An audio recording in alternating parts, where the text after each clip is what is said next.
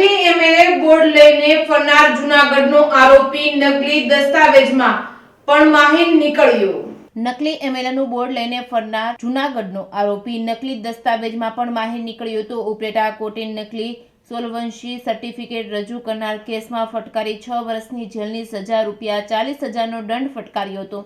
જૂનાગઢ જિલ્લાના નામચીન આરોપી રાજેશ જાદવને 2 અલગ અલગ કેસમાં 3 વર્ષની સજા અને ₹20,000નો દંડ ફટકાર્યો હતો। ઉપલેટા પોલીસ સ્ટેશનમાં સમગ્ર બાબતને લઈને વર્ષ 2015માં આરોપી નામે નોંધાઈ હતી પોલીસ ફરિયાદ। ઉપલેટા કોર્ટમાં ચાલેલા આ કેસમાં કોર્ટના મુખ્ય ન્યાયાધીશ એ દવે આરોપીને ફટકારી હતી સજા અને દંડ તેમજ આરોપી રાજેશ જયંતિભાઈ જાદવ અગાઉ અનેક ગુનાહિત પ્રવૃત્તિઓમાં પોલીસ ચોપડે ચડી ચૂકેલ છે। આરોપી રાજેશ જાદવ મૂળ જૂનાગઢ જિલ્લાના મેંદરડા તાલુકાના સીમાસી ગામનો રહેવાસી હોવાનું જાણવા મળ્યું છે।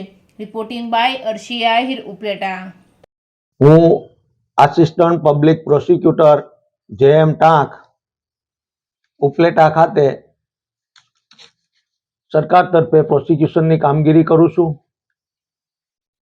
ઉપલેટાના મુખ્ય જ્યુડિશિયલ મેજિસ્ટ્રેટ ફર્સ્ટ ક્લાસ નાઓએ ખોકે નંબર 475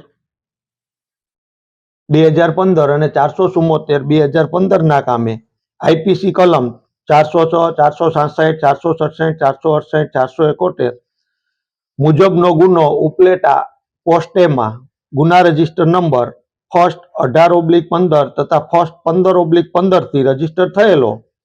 તે કામે આરોપીએ બોગસ સોળવંશી સર્ટી નામદાર કોર્ટમાં રજૂ કરતા તેના વિરુદ્ધ નામદાર કોર્ટમાં કેસ ચાલી જતા વિદ્વાન જજ સાહેબ શ્રી એ દવે સાહેબ નાઓએ આરોપીને બંને કેસમાં 3 વર્ષની સજા અને ₹20,000નો દંડ ફટકારેલો। તે કામે કેસની ધારદાર દલીલો અને હકીકતો લક્ષમાં લઈ સજા ફરમાવવામાં આવેલ છે। આરોપીનું નામ રાજેશભાઈ જયંતિભાઈ જાદવ, રહેવાસી સીમાસી, તાલુકો મેંદરડા, જિલ્લો જુનાગઢ,